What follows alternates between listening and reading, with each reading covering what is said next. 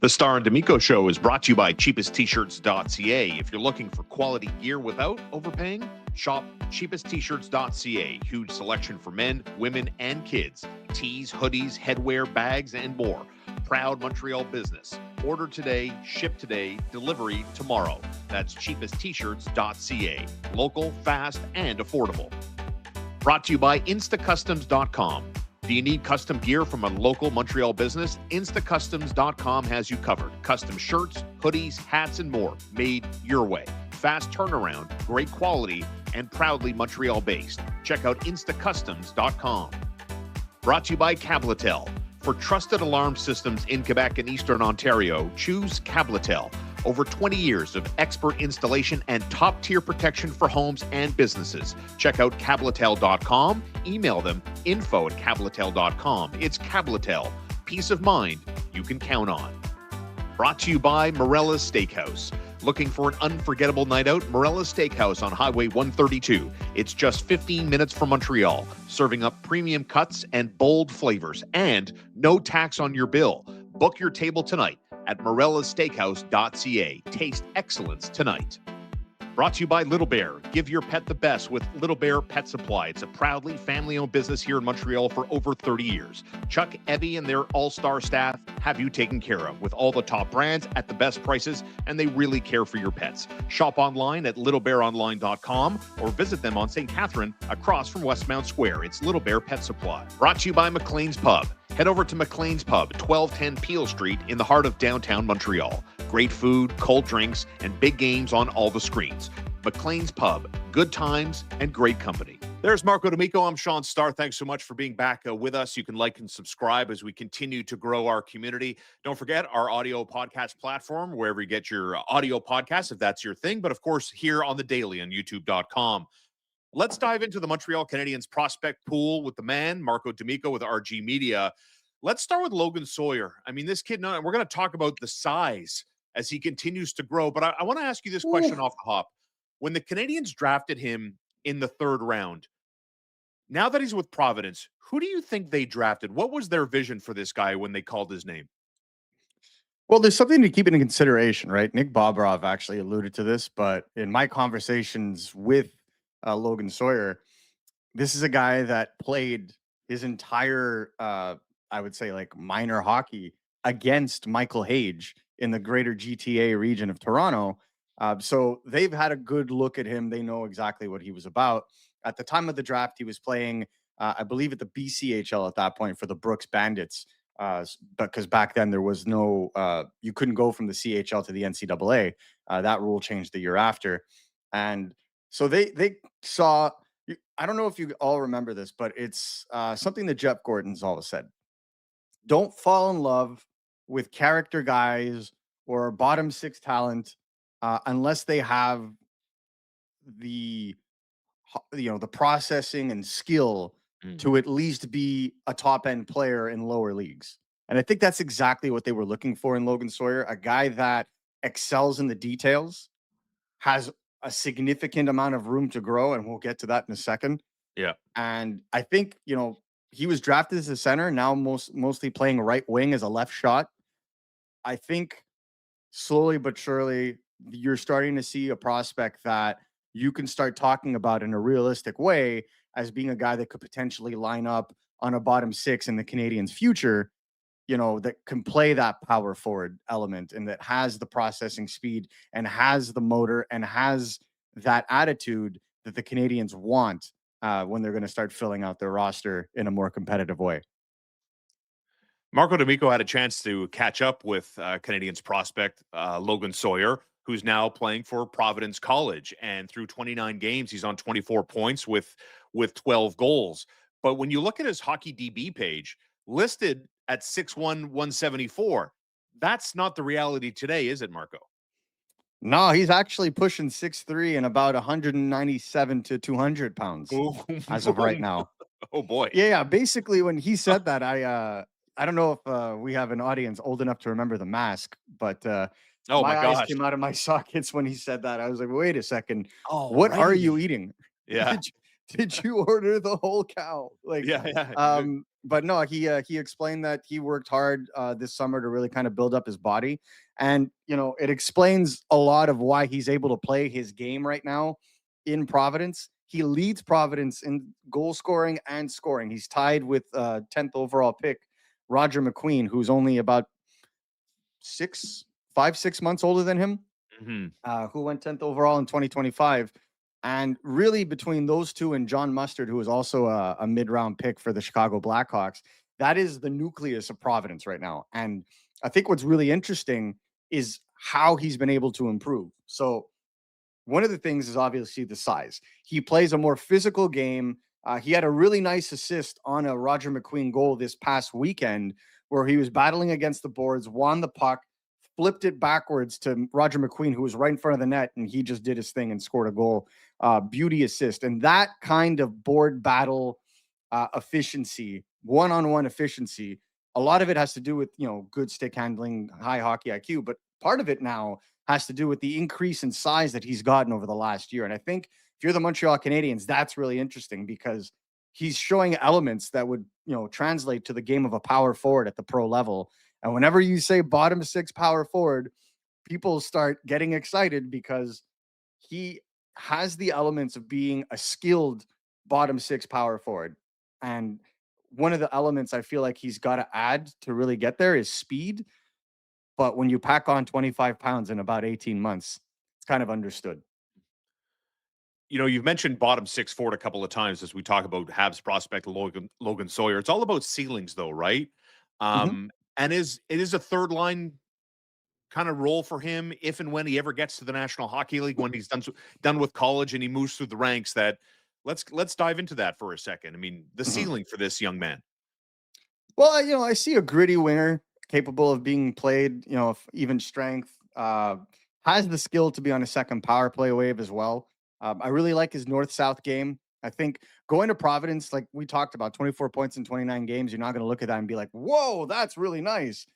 It's not a college that is predicated in the ECAC on, in the Hockey East in terms of offense, right? And so when you look at Providence and the way that they play in Hockey East, unlike Boston College, unlike Boston University, that's not a team that's going to be a high octane offensive program. They're based primarily on strong defensive play first, and then you kind of move ahead with the offense. And so, what I've really liked, and I think this is what I believe can translate really well, is his ability to play through tight checking, his ability to perform without sacrificing on the defensive side. Because usually when you get to the pros, that's what ends up happening. You become this all offensive player, and then you have to sacrifice just a little bit to make yourself an efficient bottom six player.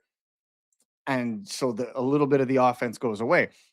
I feel like he's already doing that now. And I think that's what's really interesting to me is that I feel like it's gonna translate quite nicely to the NHL because he plays that cerebral game, because he's already getting close to physically ready. I mean, 6'3", 200-ish, almost 200 pounds. That's NHL size almost, right? So you got to be happy with what you see. And I think having those installations that he has at Providence, I mean, it's gorgeous university. And the work he's going to do this offseason, he said he's going to try to cut down now and get leaner, but keep Hmm. that strength.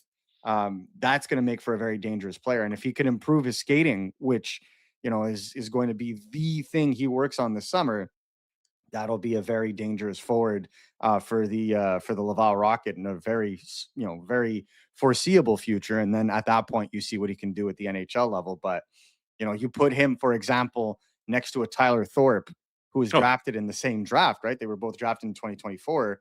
I think Logan Sawyer has a higher ceiling than Thorpe, and I like Thorpe. I think Thorpe has the makings of being a really good fourth line winger down the stretch. there's Marco D'Amico. I'm Shaun Starr. Thanks for being with us. Don't forget, you can always subscribe and like to our YouTube page and find us on your favorite audio podcast platforms. One of the headlines, or the headline, I should say, from your one-on-one with Logan Sawyer was what came across to me, Marco, as a very confident young man as he grows and matures in his own game. But the money quote that led your piece, I have that bleep you in my game, Yeah. making this a radio YouTube friendly kind of headline here. Yeah. How do you translate that? Like, how does that translate to hockey? Yeah, well, I mean, it was not of the cap to the interview that Kent Hughes did on the Basu and Godin show. For those that haven't seen that interview, please go do and check it out. Yeah. But Kent Hughes talking about wanting players that have that FU in them, players that it's not so much more size, although I mean Logan Sawyer clearly has it already. He would be one of the bigger wingers on the Canadians team right now.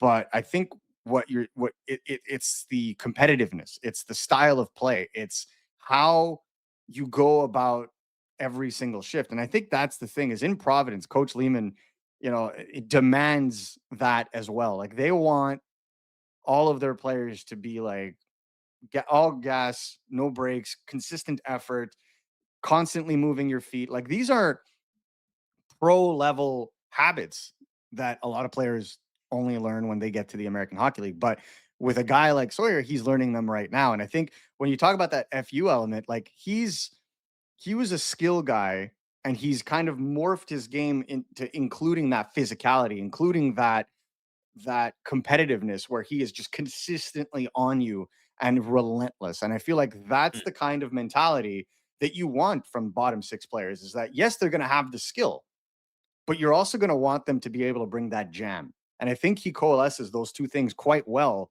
And we're seeing it this season. Like, you know, outside of Saturday's loss, they were on a massive winning streak that just got ended. Were the Providence Friars, and a lot of that had to do with the team defense, but a lot of that also had to do with the overall team competitiveness.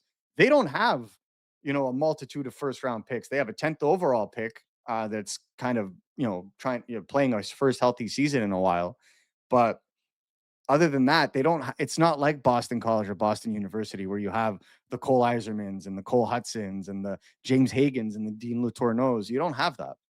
What you have are guys that win through effort and subsequently with skill. And I think that's what makes him one of the most underrated prospects in the system because I feel like if you would put him in another university that's more predicated on offense, like say Boston College, for example, I think he'd be well and above a point per game right now. And so I feel like if you watch this kid play, you can't help but get excited because you see the package, you see the style of play. To me, I just, we look at a player and you try to project. I think he's a more projectable bottom six winger than a lot of the guys that we've talked about in the past on this show. I think Vincent's Roar and him are going to have to battle it out at one point. But I would give him in terms of just overall ability. I think he would get the edge because he's bigger. He plays with the same meanness, but he may not have the speed of Aurora, but he's in that kind of realm where he's going to be that relentless, gritty forward. But he has that extra skill to him that I believe is going to help him, finish those plays when you need them the most. We're talking about Habs prospect Logan Sawyer, and listen, I mean, a lot to get excited about the prospect and the development path that Sawyer is on. But walk me through the communication and how important a guy like Rob Ramage has been, and how much Logan Sawyer has appreciated that aspect of the Canadians, and what Rob Ramage has kind of meant in terms of keeping an eye on Sawyer's progression. Yeah, well, I mean, Rob Ramage has been key for lots of people. I mean, Michael Hage has told me how valuable Rob Ramage has been to him. We've heard other prospects talk about it as well in the past. From the NCAA standpoint, like he's at a lot of games. Sawyer was telling me that he was at recent games, and then they would go out for supper, and he'd try to help him on how to improve his game. And I'd even go one step further, not simply just Rob Ramage, but Adam Nicholas as well works a lot with these guys. And Sawyer told me he's like, That's the Habs one of the skills things coach, by the way. Yeah. Habs skills development head of skills development. Yep. Um, you know, I think Adam Nicholas has done great work with a lot of these guys, and Sawyer is no exception. Sawyer explained to me, "Hey, I worked with Adam during the summer, or he sends me videos for this. How to attack soft ice, how to get yourself open, how to take advantage of an area that's not being covered by a defenseman, how to identify that, how to attack that."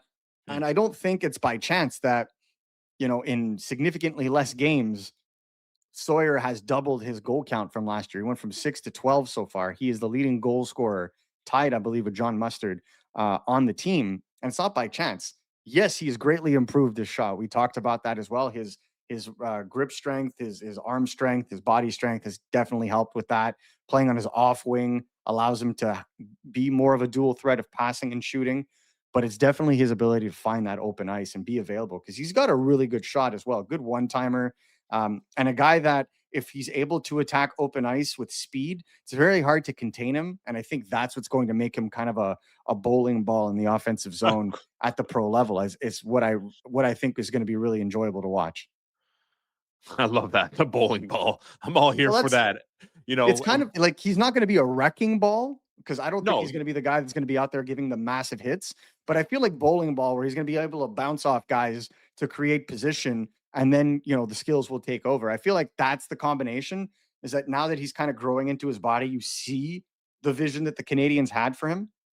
I don't know that they knew that he was going to grow to like almost 6'3". Like he's 6'2" and a half, 6'2", 75" right now. yeah. But like, damn, right? And so that package, along with that skill, is an interesting thing. And I think what's even better with it when it comes to the Canadians is they don't really have to make a decision just yet. Like he can go back to the NCAA next year, no problem, and then sign after that. So I'm if I had to give my 2 cents, I believe Sawyer will probably spend another year in Providence and then maybe jump ship to the American Hockey League. But I think what we've seen from him over the last 2 3 months, you best believe the Canadians are very happy with what they're seeing. And I would go further to say I think it's time Montreal Canadiens pay a little bit more attention to Logan Sawyer. I think that's well said, and that's how you shed the underrated label as more and more people start to highly rate your skill set, and you see that upward trajectory for Logan Sawyer. Nice deep dive into Logan Sawyer. You can read more with Marco's interview at rg.org. Marco, good stuff as always. Looking forward to the rest of this week as we bring you more Olympic coverage and, of course, a little bit of a look ahead to the hottest team in the American Hockey League that is building a cushion atop the North Division. Thanks, bud. Always a pleasure, guys.